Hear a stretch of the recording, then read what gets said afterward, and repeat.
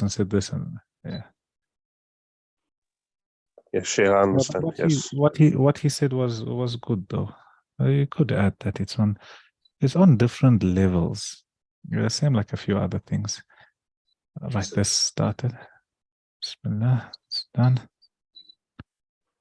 Right, let's start.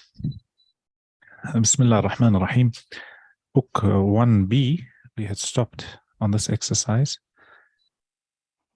As far as I know, we took a Tadrib al-Awwal, am I correct? No, we haven't. In fact, we haven't. Qadimun min as-Sin, correct? Alam Ghir, salam alaikum, how are you? Wa alaikum, Sheikh, yeah. Long time. Yeah, Sheikh, I think I revised, this was the page, Tadrib al-Awwal. Well done. Yalla, read. Tell me, look, in this exercise, what they're saying is saying, اقرأ المعلومات التالية وأكمل الفقرة. It's saying, read the following details. So these are all the details, all this blue and green. Then they want you to complete the passage at the bottom. So here you've got Sharif and you've got Hiba. Sharif, obviously, a boy. Hiba, a girl. So what they're saying is, قادم من. Where's Sharif coming from? As-Sin. What's his jinsiyah, his nationality? What does he work as? Raqm al-Jawaz, etc.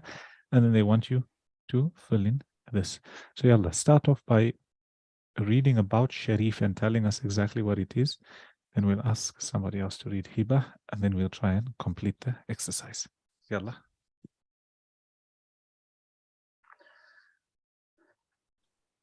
Sharif قادم من الصين الجنسية. And translate also.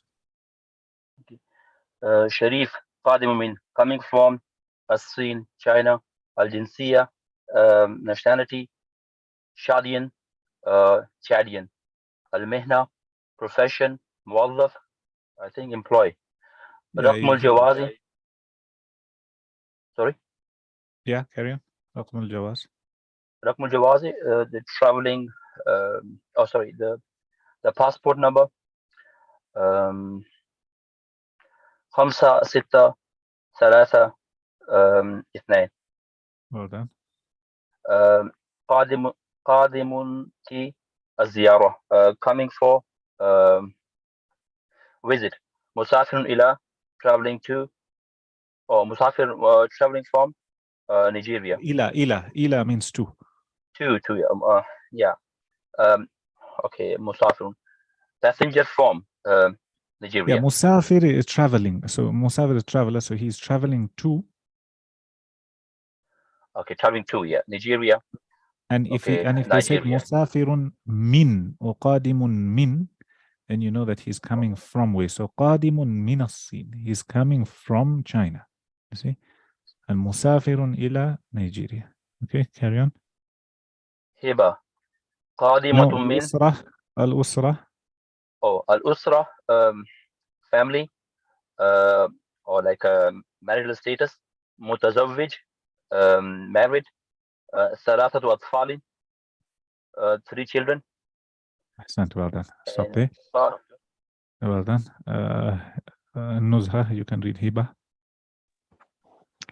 Hiba قادمة من بغداد. No, Baghdad. Yeah. She is coming from Baghdad. جنسية. الجنسية. Sudaniya. Her nationality is Sudan. She's a Sudani. المهنة مدرسة. She's a teacher, profession teacher. رقم الجواز 4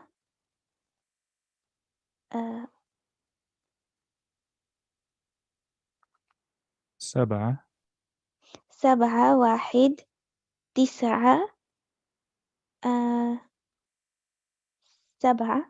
No. 8. So if you look here, 7 is like a V and 8 is upside down. Okay. قادمة لي. She's coming for العمل. She's coming for work. مسافرة إلى قطر. she travels from Qatar. She is traveling to إلى to. She is traveling to Qatar. الأسرة family status متزوجة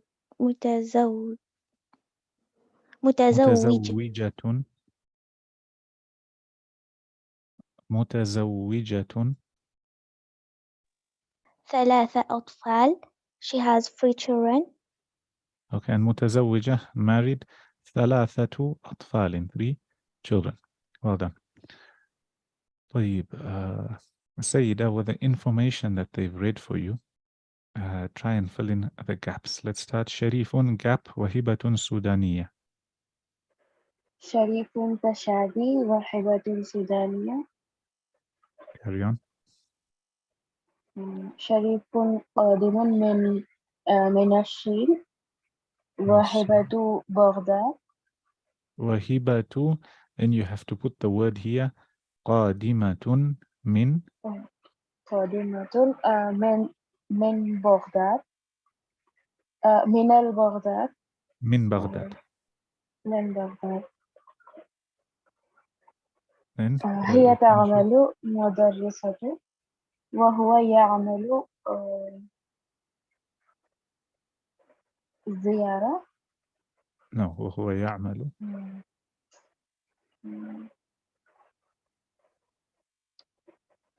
What's his job? So هي تعمل, look here, مدرسة, she's a teacher. وهو يعمل موظفا. He is وهو يعمل موظف. He's a موظف. موظف is like an employer. هي hold on. عالم غير, carry on. Sorry, not employer, employee. Huh? Employee means somebody who is hired to work in some job. عالم غير. هي مسافرة إلى قطر. She is traveling to Qatar. وهو مسافر إلى نيجيريا. And he is traveling to Nigeria. شريف متزوج وله 3 أطفال.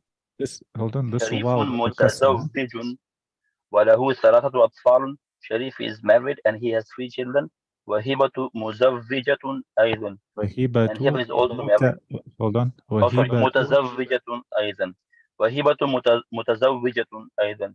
ولها 3 أطفال and she also has 3 children. وهي قادمة للعمل and she is coming for work. وشريف قادم للزيارة and Sharif is coming for visit. وهي قادمة. Huh? MashaAllah, you're the only one who was absent for so long, but you know everything. MashaAllah, well done. So you understood. So here, if you notice the difference between book 1A and this book, they're slowly getting you into bigger sentences, a lot more vocabulary. It's good that you're understanding. Slowly you have to practice and you have to speak. طيب, next one, same thing. اقرأ الفقرة ثم ضع علامة صح أو خطأ. Say, read the passage below, and then they've given you statements, and they want you to say, is this true, or is it correct, or is it incorrect? صح or خطأ. Okay. Nuzha, you can read up to the end of line number 2. جميل طبيب سوداني قادم من السودان إلى السعودية. جميل قادم للعمرة. Translate. جميل طبيب سوداني. Jamil is a doctor in Sudanese. Is a Sudanese doctor. Yeah. Jamil is a Sudanese doctor. قادم, and he is coming from Sudan to Saudi Arabia. جميل قادم للعمرة هو أسرته على طائرة. Hold on. هو, and then there's another wow. وأسرته. هو وأسرته. هو وأسرته على طائرة خطوط السعودية. Translate. Jamil is coming for work عمرة and للعمرة. Jamil is coming for وعمرة. Umrah. هو وأسرة and his family also. Yes. هو he وأسرته and his family. He and his family by plane. I don't remember the word خطوطي. خطوط السعودية is like airlines or Saudi Airlines.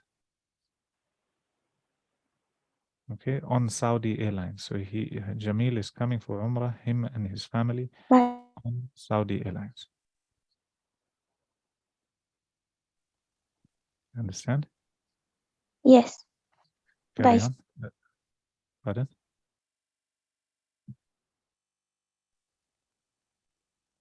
الرحلة رقم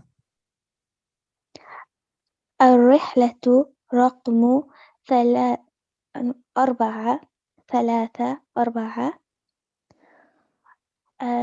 The flight travel number. the flight number is 434. Carry on. فقد جميل حقيبة كبيرة.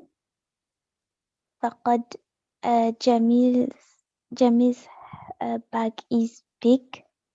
No. فقد is to lose. So Jamil lost a big bag. Jamil lost a big bag. وحقيبة صغيرة في مطار جدة. And the bag And a small bag. So فقد جميل حقيبة كبيرة وحقيبة صغيرة في مطار جدة. Jamil lost a big bag and a small bag, i.e. he also lost a small bag in Matari's airport, Jeddah. So in Jeddah airport. على مغير carry on. جزاك الله خير. في الحقيبة الكبيرة ملابسه وملابس الأسرة. There are his and his family clothes in the big bag. وفي So الحقيبة الصغيرة in the big bag, yeah, carry on. وفي الحقيبة الصغيرة كتب وتذاكر. And in the small bag he has I think books and tickets. تكلم جميل مع الموظف. تكلم جميل مع الموظف. Jamil spoke to the employee. وانتظر في المطار 3 ساعات. Waited at the airport for 3 hours. أحضر الموظف الحقيبة الكبيرة. أحضر الموظف الفتحة. أحضر الموظف الحقيبة الكبيرة. The staff or the Yes. employee brought his big bag. Yeah, so أحضر, like you can say brought or brought. Carry on. ومعها ومعها الحقيبة الصغيرة and also the small bag with. ذهب جميل والأسرة إلى مكة. ذهب جميل والأسرة إلى مكة. Jamil went with his family to Mecca. وأقام مع الأسرة. So it doesn't, hold on. So your translation is correct. It makes sense. But it doesn't say with here. It says Jamil and his family went. Yeah. When you see this, hold on. This ذهب is a fi'l, doing word. And it's relating to Jamilun. So Jamilun went and his family. So this waw is a conjunction to, so this usra is also joined to ذهب. So Jamil and his family went to Mecca. And if you say ذهب جميل مع أسرته, Jamil went with his family. But here they're saying they both went. It's just small technical, but it makes sense what you said. Jamil and his family went to Mecca. وأقام مع الأسرة في فندق قريب من المسجد الحرام شهرا. And he stayed with his family مع in a الأسرة hotel. with the family, yeah, in a hotel nearby Masjid al-Haram for a month. هو سعيد والأسرة سعيدة أيضا. he was happy and his family was happy as well. He is happy and his family is happy. Well done. MashaAllah. Yalla, let me ask you. Jamilun. So here, now they want you to say, is this correct, صح, or is it wrong, خطأ? Alam Gheer, number 1, Jamilun muhandisun Sudaniyun. خطأ. Okay, so what is he? He's a هو طبيب. طبيب سوداني. أحسنت. نزهة جميل قادم من ماليزيا. قطع. That's the correct answer. جميل قادم من السودان. Sudan. من السودان. Number 3, سيدة سافر جميل مع أسرته. Right. Pardon? They're asking you, is it correct or wrong? سافر Yeah, جميل. correct. Correct. صح. Number 4, علم غير. فقد جميل حقيبة واحدة. خطأ. طيب, what's the correct answer? فقد جميل حقيبة كبيرة وحقيبة صغيرة. يعني حقيبتين. نزهة فقد جميل تذاكر وكتبا وملابس.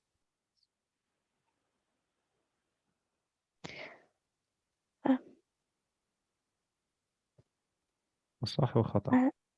قطع. خطأ. Is Jamil lost tickets and books and clothes? So what did he lose then?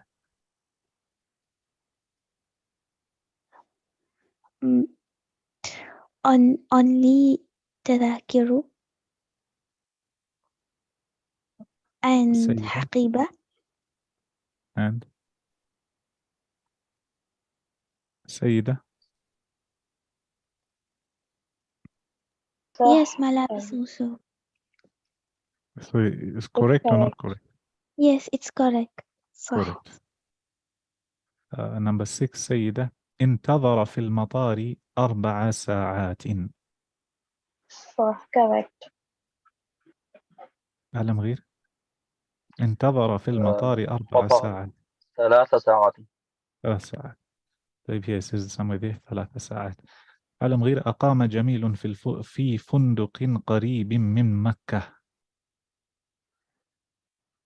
شيخ صح.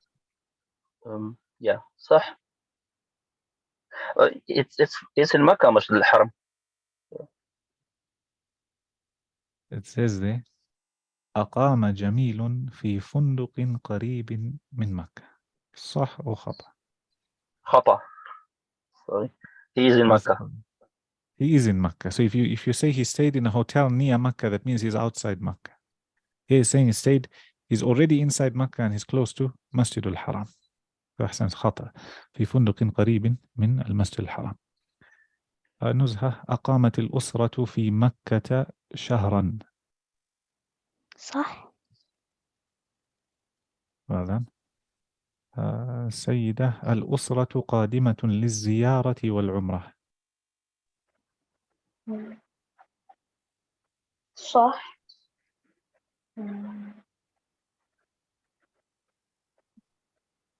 علم غير. شيخ صح.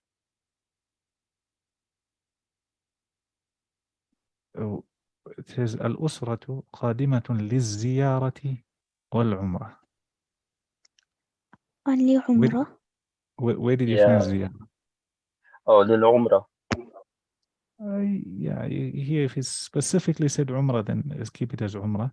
Because Ziyarah could mean tourism, Ziyarah could mean Ziyarat al-Masjid al-Nabawi or Ziyarat al-Madina, and there's nothing written here of Medina. So if you want to be really correct, that would be Umrah only.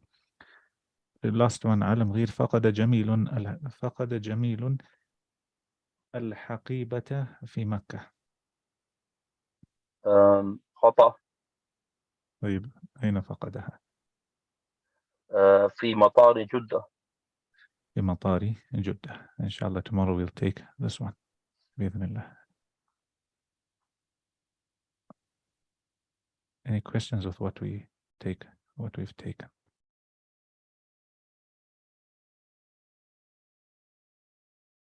Alam Ghir, have you been revising fiqh also or no? Sheikh, no revision.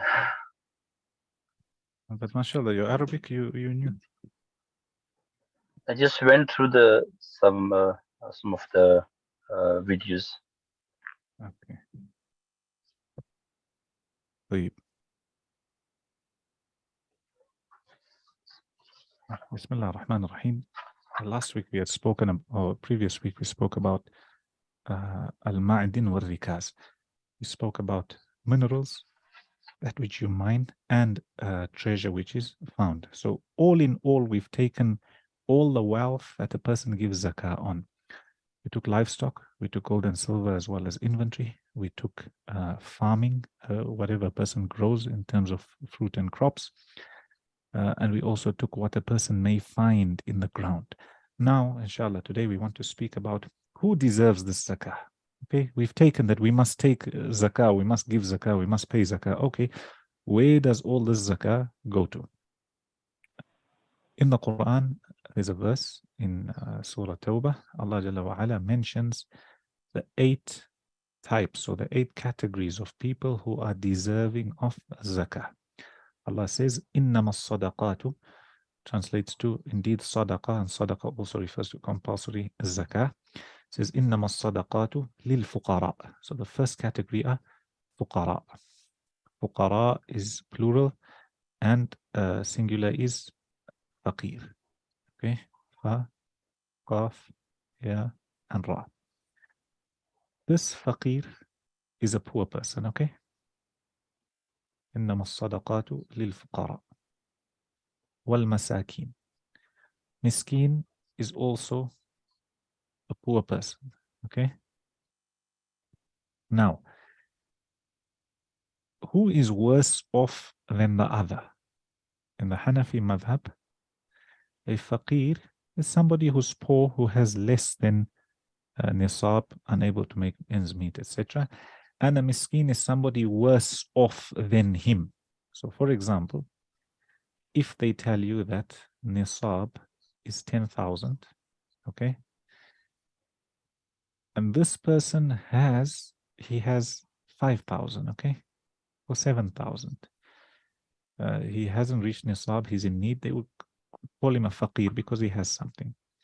And miskin is somebody who has even less, so maybe he has 1,000 or maybe has almost nothing.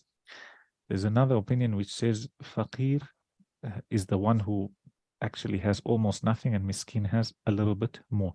Whatever the case may be, every opinion has its evidence. However, just know that these two are speaking about those who are poor and in need. And generally, when you go to the older books of fiqh, they mention somebody who doesn't own nisab. Okay, they mention somebody who doesn't own nisab. Now, as I told you, in today's the world we live in today, there's a very big discrepancy between the price of gold and silver. Hence, if you're looking at the nisab, if you're going to say a poor person is somebody who doesn't own nisab, okay, and then you look at the nisab of silver and you say it at $200, okay, and you look at the nisab of gold and you say $10,000, okay, if you're going to say that we go with the nisab of silver, it would mean that you're not going to give your zakat to anybody. Everybody, almost everybody got $200. Everybody will be forced to send their zakat to the jungles of Africa. That would mean that nobody in Europe, etc., will be able to take zakat. However, if you go according to the opinion that says you can only give zakat to somebody who has less than nisab, if you go to the nisab of gold, if you use that, and as we mentioned before, that's a good mark to go with, it would be okay. So somebody who has $10,000 is considered decently well off. However, even though that's a fair opinion, we can still add to that and say in some circumstances and some countries, the $10,000 may not be enough to live for basics. What's the basic according to the norm? It may include being able to pay some sort of rent, being able to feed your family. Let's say a person has a family of 10, being able to afford basics in terms of medical, etc. So even if we had to say the nisab of gold is 10,000, that person has 10,000, they may still be in need. We could still consider them from these two. Hence, what I'm trying to get at is, in the previous books of fiqh, you might read that you can only give zakah. I'm talking about long ago, 300, 400, 600 years ago. They'll say you can only give zakah to somebody who doesn't own nisab. So we're saying, no, let's go according to the gold nisab, so it's a little bit higher. And on top of it, in certain circumstances, you may consider this person to be in need, even if they have the nisab according to gold, and this would differ from place to place and country to country. That's إنما الصدقات للفقراء والمساكين. Number 3 is والعاملين عليها. العامل, عامل is a worker, those who work in the collection of zakah. So in the old days, the Imam would tell people to go, as we took in Kitab al-Zakah, to go and collect livestock, to go and collect people's zakah, to go and look at the crops, etc. So imagine if they have to collect livestock from 100 farms, that would take how many days? If you're just going to 2 farms every day to count and collect and return, it might take you 50 days. So what they say, al-amil alayha, he must be given, him and the people who are with him, according to the work they've done. Okay, so let's say if you had to look, if you had to hire somebody, for example, and you had to say that this person, for doing this job, they would deserve so much, you could give them from zakah. Some people go a step further and they say that in today's world, okay, when you got people working in zakah organizations, some people say this, I'm not saying I say this, they give them on the pretext of وَالْعَامِلِينَ عَلَيْهَا. Say, no, those who are working in zakah, and if they don't, if we don't pay them, then nobody's going to do the work for free. Okay? That's إِنَّمَا الصَّدَقَاتُ لِلْفُقَرَاءِ وَالْمَسَاكِينِ وَالْعَامِلِينَ عَلَيْهَا. Number 4, وَالْمُؤَلَّفَةِ قُلُوبُهُم. Mu'allafa from ulfa is to bring closer. Mu'allafa qulubuhum. According to the older Hanafi books, they say that this has been abolished or cancelled. Why? Who are mu'allafa qulubuhum? When Islam was weak in the sense that the people were few in number and they needed a lot more numbers, it was okay to give zakah to some non-Muslims who we hoped that they would become Muslims, to gain their hearts, to gain their love, etc., for the religion. So this was a category. However, some of the people in the Hanafi madhab, they say that this has been abolished and no more. Wallahu alam, it's still there, and you could say mu'allafa qulubuhum. You could divide into a few categories. Number 1 is a non-Muslim, okay? I'm just going to put it in there. Non-Muslim who's very close to Islam, close to accepting Islam, okay? And this is going to help him and push him to accept Islam, so he becomes a Muslim. Number 2, it could be a very weak Muslim, a weak Muslim, in order to keep him in the religion, okay? A Muslim but weak. And number 3, they mention that at times, if there's an oppressive tyrant ruler who's a non-Muslim, and let's say he's harming the people, he's troubling the people, and if you give him some sort of wealth, will be saved from his evil, his oppression, then they allow to give it there also. It's under mu'allafa qulubuhum. Okay? So some people say this has been abolished, but wallahu alam, is still there. So understood so far, إنما الصدقات للفقراء والمساكين والعاملين عليها والمؤلفة قلوبهم. Number 5, وفي الرقاب. في الرقاب are those slaves who are known as mukatab. So there's different types of slaves. In Islam, people were encouraged to free the slaves, let them go. If they really never want to free, then what they could do, a slave could agree with the master in order to buy his freedom. He would pay slowly over time. So let's say that he agreed with the master that I'll pay 12,000, okay, 1,000 every month. Then he'll be freed. So let's say he's worked and he's paid about 5,000. And then he comes and there's zakah left over for him. We can give him the other 7,000 from zakah in order to free himself. That's mukatab, right? Mukatab means from kitaba, somebody who has an agreement with his master at the time in order to buy his freedom. Okay, so this was a person you could give zakah to. Riqab. Then you got wal-gharimin.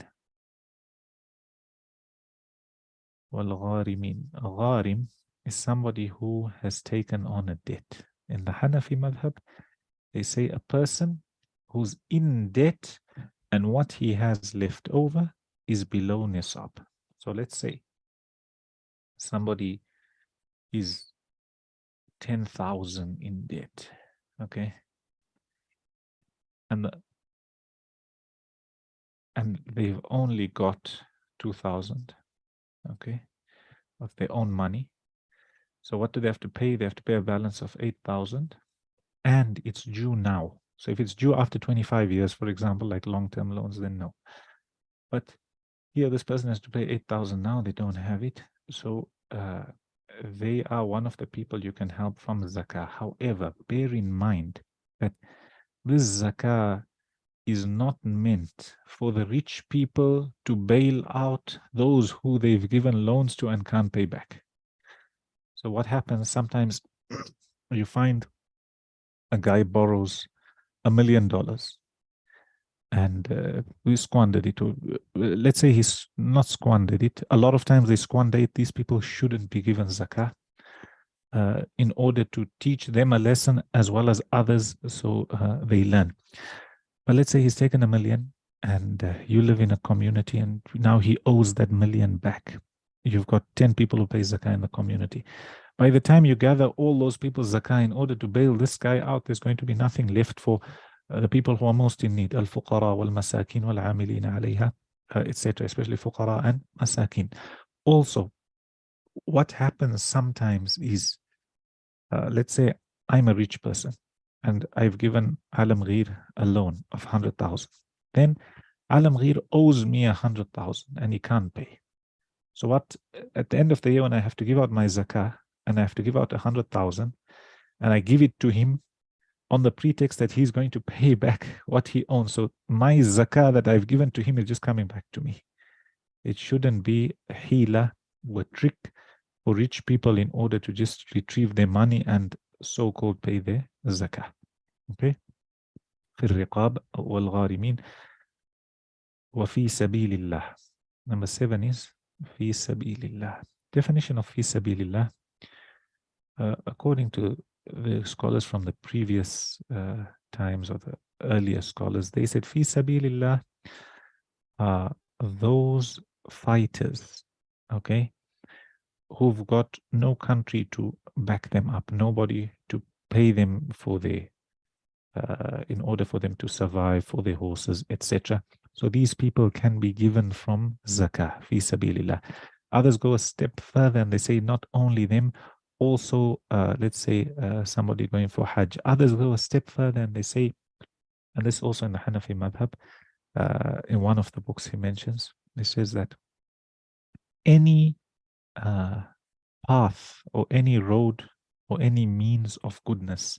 Hence you find sometimes for an Islamic competition to sponsor a hifth class or to sponsor a competition or that type of thing, you will find people giving from zakah.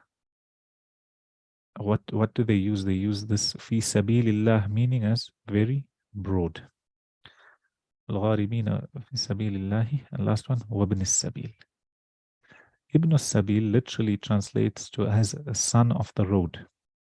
Okay, it means that this person, he's stuck in a foreign land, he's not at home. Even if he has money, even if he's a millionaire at home, but he's got no money. Let's say somebody comes here to Zimbabwe and they're from first world country, let's say they're from Nigeria. He's got no way to get any money here and he needs to get home and it's going to cost him $5,000. Nobody's going to give him just like that. You can give him from zakah that 5,000 in order to get him home, even if he's a rich person. Why? Because right now where he is, he's stranded and he doesn't have anything. So there you've got إنما الصدقات للفقراء والمساكين, poor people, والعاملين عليها, those who work in the zakah department, والمؤلفة قلوبهم, and we mentioned the detail, وفي الرقاب, slaves working for their freedom, والغارمين, those who are in debt, وفي سبيل الله. في سبيل الله, we mentioned that today a lot of people take a much broader meaning, and وابن السبيل. وابن السبيل is that wayfarer or traveler on the road who's got nothing. There is detail when it comes to all these also in the Hanafi madhab as well as in the other madhahib, some differences. What you will notice is all these are in need, okay? All these are in need except this al-amil alayha. He may be a person who has wealth, but because he's given his time in order to go and collect, etc., he'll be allowed to collect. So I hope that's clear. And inshallah, tomorrow we'll take those people who are not deserving of zakah or who are not allowed to collect zakah. Any questions?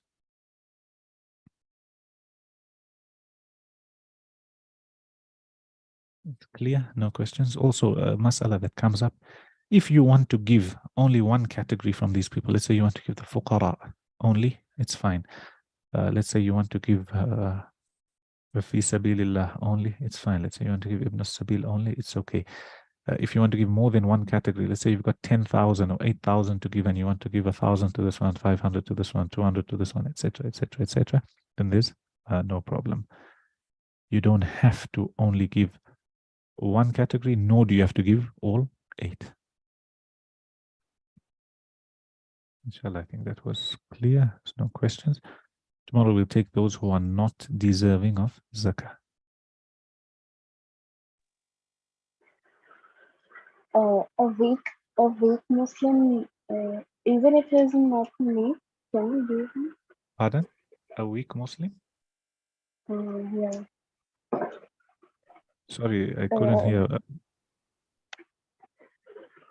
Weak Muslim in sense regarding the Iman or?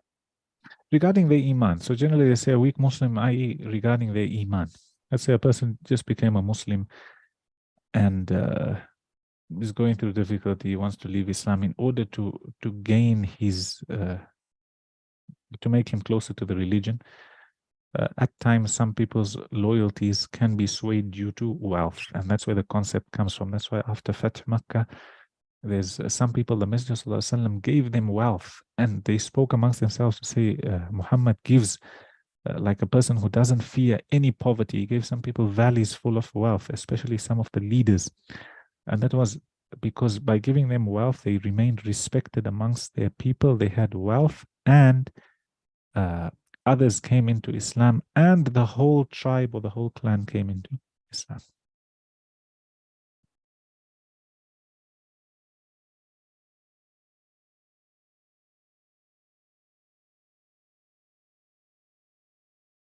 And I think let's go to book 1. Then, inshallah, if there's time, hopefully this week we can finish off zakah, and then we can move on to Hajj, inshallah. If there is time, so at least you'll be able to go over some of the masail in Hajj.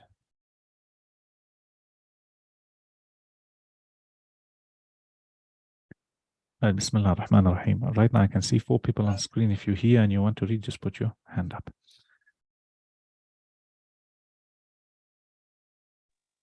I just want to note, Sheikh, that I haven't revised any of the Arabic because I have to do exams tomorrow for university. So I've been focusing on that the last day. So tomorrow I'll be revising the Arabic that we did. Allah make it easy. You revise this, Allah will open that for you, and this also, inshallah. يلا صل بسم الله الرحمن الرحيم. صل بين قطعة الأثاث والمكان الذي توجد فيها. They're telling you, join between a piece of furniture and the place it's supposed to be in. So they've given you, for example, this mirror. Where does a mirror go? Where does the bed go? Where does the oven go, etc. Saeed, you can start.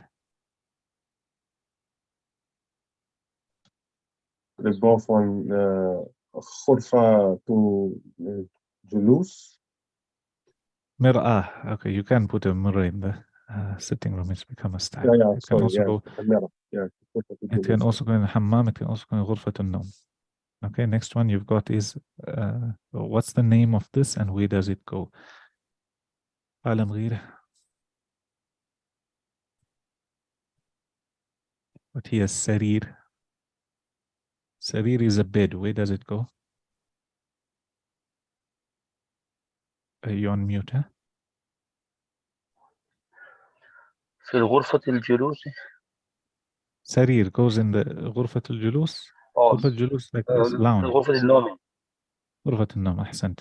Next one, what is it and where does it go? Nuzha. فرن مطبخ مطبخ. Next one, what is it? Where does it go? Sayyida.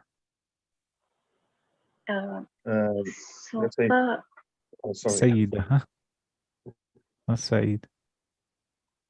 Sayyida. غرفة الجلوس غرفة الجلوس And what's the name of this? sofa Arika. Huh? أريكة. Next one, Umar.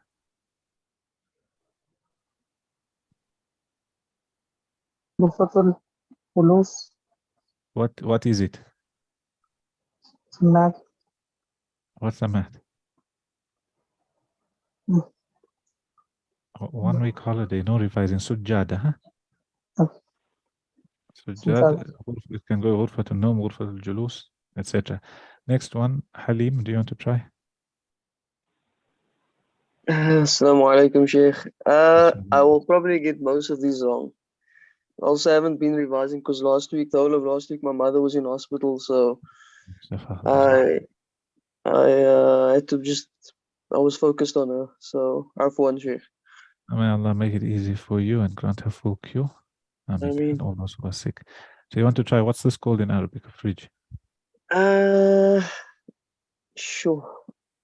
Thallaja. Hallaja. Thallaja. Hallaja. And where Okay. does it go? Is matbakh a Matbakh. kitchen? Kitchen. Well done. Next one, Alam Gheer. I think it's فرن. Sakhana. سخانة. Yeah. سخانة في Hammam. في الحمامية. Generally, I think going in the last one, Nuzha.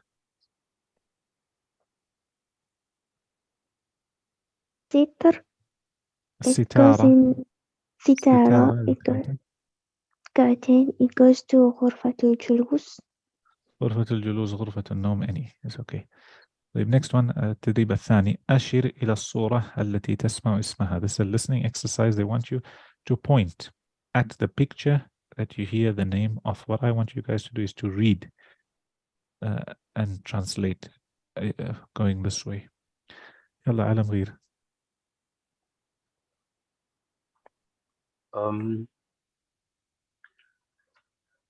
غرفة النوم. غرفة النوم. Next one Alam Gheer. غرفة الجلوس. Next one. مرآة. المرآة. Next. السرير. سرير. Okay. سيدة. Next line.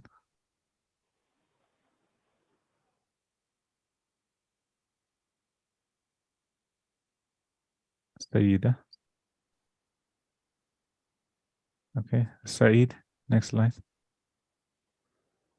House, bait, Yeah. bathroom, hammam, and then the apartments. What was it again? what they told you in the book شقة. الشقة, yeah, of course. And then was it the apartment numbers, رقم, or no? It was What's the last one, Nuzha? دور ولا لا not دور دور رقم الشقة if you want. oh رقم الشقة, okay. Or you could say passageway, etc. Okay, next one. I'm not quite sure what's this. Who's here to read? Was it the neighborhood, high, or Hey, well done. Hey. Nuzha, next. غرفة الجلوس. Next. غرفة النوم. Next. سجادة. سجادة, well done. Let's say قل اسم السورة التي يشير إليها المدرس. So basically it's similar wherever I was pointing, whatever you read and you answered. Next here we've got انظر واستمع وأعيد. They're trying to teach you some vocab when it comes to the days of the week. Okay. So السبت Umar is Monday, السبت. Said. I have no clue, Sheikh. The Sabbath. Saturday. The one ayah in the Quran that mentions Sabt. Which is the ayah? Who knows? Musa, Prophet Yeah. Musa, fish. Yes. واسألهم عن القرية التي كانت حاضرة البحر إذ يعدون في السبت إذ تأتيهم حيتانهم. Okay. الأحد. Ahad is Sunday. First day of the week. So in all your calendars, if you open first day of the week, generally is Sunday. Al-Ithnain or Al-Ithnan, Monday. Al-Thulatha or Al-Thulatha. Some people ignore this alif here and some people read it. I say Al-Thulatha, which is Saeed. What do you think it would be if this Saturday, Sunday, Monday then? What would refer to the third day? That would be then Tuesday. Tuesday. Al-Arbi'a, Wednesday. Al-Khamis, Thursday. Al-Jumu'ah, Friday. So it's very easy to remember. How is it easy to remember? If you just count Sunday as the first day of the week, so you've got Al-Ahad, first day of the week, Sunday. So second day, Al-Ithnan, Monday. Al-Thulatha from Thalatha, Tuesday. Al-Arbi'a from Arba'a, Wednesday. Al-Khamis from Khamsa, which is Thursday. And then Jumu'ah and Sabbath. And Jumu'ah is Friday, Jumu'ah. Okay? Right. I'm going to ask you. In fact, remind me to ask you this tomorrow. I want you to learn these. You must know the days of the week. Okay? السبت والأحد والاثنان والثلاثاء والأربعاء والخميس والجمعة. And you've got these exercises. You can complete them. They're telling you أكمل أيام الأسبوع. So when you're learning this will help you. What you can do, take a piece of paper and then write them down about 5-6 lines, 5-6 times. السبت, الأحد, الاثنان, الثلاثاء, etc. till the end. Next exercise, same thing. رتب is to put into order. So they've started from Thursday. Here they're starting off from Saturday. Even if you started from Sunday, it's okay. Then you've got أشر إلى اليوم الذي تسمعه. So they're saying point at the day that you hear. And then says قل اليوم الذي يشير إليه المدرس. So inshallah tomorrow I want to ask you guys about this. Okay? Inshallah. And then we'll go on to التراكيب النحوية. Any questions? From the second chapter, I was supposed to make that these two exam pages, the orange pages, yeah, but I didn't understand the first exercise and the fourth exercise, and didn't know what to do there exactly. So First and the fourth. I only made the other ones. Okay, just remind me, and inshallah I'll show you. Last lesson for today, we want to go through Mustalah. Other than that, I hope you guys are benefiting in terms of Arabic. I hope you're picking up some words and slowly picking up sentences and vocab. Then once you pick it up and you're able to understand it, you'll learn a little bit more in Nahu as well as Sarf, and then you just need to speak. Inshallah. I have a question. Was the days of the week we mentioned the same as the time of the Prophet ﷺ? Yes, correct. So they used to count. Yawm al-Sabt mentioned the Quran. Yawm al-Jumu'ah, as we know. And a few other days. As far as I know, the days didn't differ. 7 days. And 12 months. إن عدة الشهور عند الله 12 شهرا في كتاب الله يوم خلق السماوات والأرض منها 4 حرم. Those months were also there. Okay. Last time we took Mustalah, we had taken Al-Musnad. Am I correct? Or we took Marfu' and Maqtu'. We said Marfu' from Rafa'a is to raise. Okay. So anything raised, attributed to the Messenger ﷺ is called Marfu'. There's revision. Okay. Anything attributed to a Sahabi is called Mawquf because it stops at him. And other than a Tabi'i, other than a Sahabi, i.e. a Tabi'i, is called Maqtu'. Then this marfu, as we mentioned, it's somebody attributing to the Messenger ﷺ. It doesn't necessarily mean that if you look at the chain, it's all connected. No, there may be a break in the chain, but person number 3, or maybe a tabi, is attributing straight to the Messenger ﷺ. They still call this marfu. And then on further investigation is where you find, no, it can't be marfu because of X, Y, and Z. Then we've got a level which is higher, which is musnad. Okay. Al-Musnad from Sanad literally means connected. وَالْمُسْنَدُ الْمُتَّصِلُ الْإِسْنَادِ مِنْ رَوِيهِ حَتَّى الْمُصْطَفَى وَلَمْ يَبِنْ. According to the matan that we're taking, they're saying Musnad is that chain. So let's say this is a person, there's a connection, okay? Its Isnad is connected from the person narrating all the way up to the Messenger sallallahu alayhi wa sallam. Okay? Wal-Musnad. Al-Muttasil, Al-Isnadi min Rawih, the person narrating, Hatta al-Mustafa, until the Messenger sallallahu alaihi wasallam. Walam yabin means, and there's no cut in the chain. So if you look at it, that's why marfu, when I taught you marfu, I said use the word attributed, because on further investigation there may be cuts in the chain. However, musnad is definitely something that the chain is connected. Now, what you can say, what do they have in common? What they have in common is every musnad will be marfu', because we said marfu is that which is attributed to the Messenger sallallahu alaihi wasallam. So this person is attributing something to the Messenger sallallahu alaihi wasallam. This person is also attributing. So every musnad is marfu'. However, the difference is on closer inspection, you might find that this person may be jumping somebody. So his chain may not be connected. Okay, his chain may not be connected.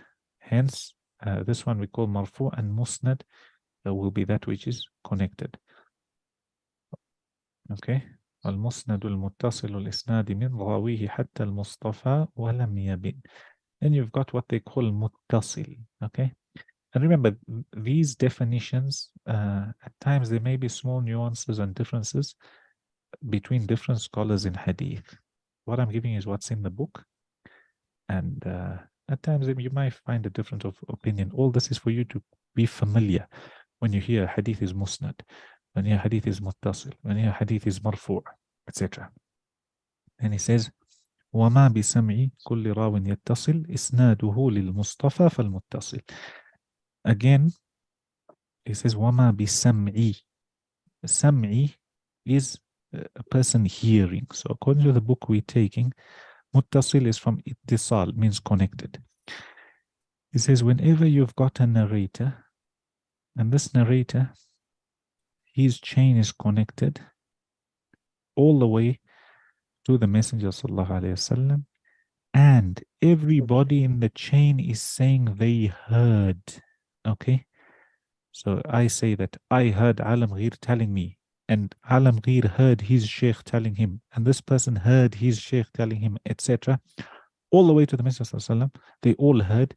is called muttasil. It's literally, we can loosely translate as being connected all the way.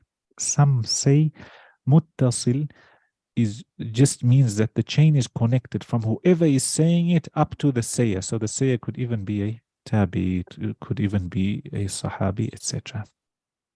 Hence, if you had to go with the second opinion, you would say that the difference between musnad and muttasil is musnad will go to the Messenger sallallahu, muttasil could be connected to anybody. Okay. However, if you go with the author in the book, there's no real difference between these two, except for the fact that here he specifies that the person heard from the other. Why does he specify that the person heard from the other? Because at times there's a way of narrating hadith where they say ijazatan, where the sheikh gave him ijaza to narrate those hadith, or he gave him his book of hadith and he copied it from Munawala. So he never hear it with his own ears. And all these you'll find, for us, we might think that, oh, they going a little bit extra in terms of just how strict they're being or how many different definitions they have. But later on, when you go deeper into hadith, you'll understand why they have, why they go so deep into this. So for now, all I want you to understand for now is marfu', somebody attributing a hadith to the Messenger sallallahu alaihi wasallam, musnad, and this attribution doesn't necessarily mean the chain is connected. Musnad, the chain is connected all the way to the Messenger sallallahu alaihi wasallam, and muttasil, the chain is also connected to the Messenger sallallahu alaihi wasallam. And according to the author, every rawi heard from the other rawi. Okay, everyone heard the other. Pardon? With the musnad, then that would not necessarily be the case then. That they would state it like that they heard from the other. So they could say an Sa'id, an fulan, and you don't know, did he hear it? Did he specifically say, I heard it from him, or did he give me a book that I copied from, or did he give me ijaza to narrate from him, etc. Okay. So all I want you to know is these are different types and different categories. There is a slight difference of opinion between musnad and muttasil, as I told you. Hence, if you go with the second opinion, you would say musnad is connected the whole way. Muttasil is also connected, but it doesn't necessarily have to stop at the Messenger sallallahu alaihi wasallam. And marfu is just an attribution, somebody attributing to the Messenger without necessarily being connected. Do you understand? Yes, Sheikh. And in all these hadith, the fact that a hadith may be marfu, or it may be musnad, or it may be muttasil, doesn't necessarily mean it's authentic. The chain could be correct, but maybe the people in there were weak in their hifd, or they were liars, etc., etc., etc. So hadith that's muttasil, hadith that's musnad, it could be authentic, it could be hasan, it could be da'if. And something that is marfu doesn't necessarily even have to have a chain. It's just something that is sometimes it may not have a chain. Then marfu, they have marfu, which is literally to the Messenger sallallahu alaihi wasallam, where the Sahabi or somebody is attributed to the Messenger. Then they have what's called marfu hukman, which is, they say, is not literally, it's not actually marfu, but it takes the hukum of marfu. Why? For example, if a Sahabi is speaking about something that he himself, it was impossible for him to speak about unless he could only be speaking about this topic if he heard it from the Messenger sallallahu alaihi wasallam. So for example, things to do with the unseen or the future, Sahabi can't claim he knows that. So if he's speaking about it, surely he would have got it from the Messenger sallallahu alaihi wasallam. Hence they'll tell you marfu hukman. It takes the hukum of marfu, but if you look at the chain, it's not really marfu. And all this, the deeper you go, the more you get into different opinions and different types of hadith. All this just so you get an overview. Then when you're reading even a book like Bulugh al-Maram, Ibn Hajar says this, or somebody else says something else, no, musnad or muttasil, etc., then you know. Okay.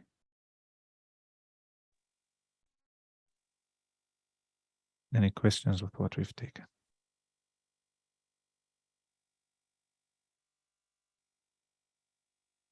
Inshallah, Hajj, Eid is roughly on the 28th of June. So if we can finish Zakah this weekend, we can give you a brief overview from Hajj and then go into the Masail of Hajj. Inshallah, it will be a good bi'idhnillah. If you go over Hajj, those who are going or those who go, you'll have a good idea bi'idhnillah. Jazakum Allahu khairan. I'll stop my stream. No questions with what we've taken?